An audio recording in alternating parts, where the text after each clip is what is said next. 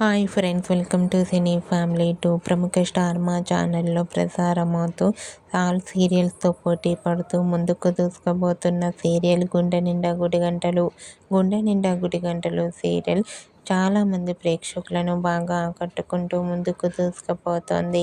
ఈ serial hero, heroine Balu, Meena, Rohini and team అందరూ చాలా అద్భుతంగా తమ క్యారెక్టర్లో నటిస్తున్నారు.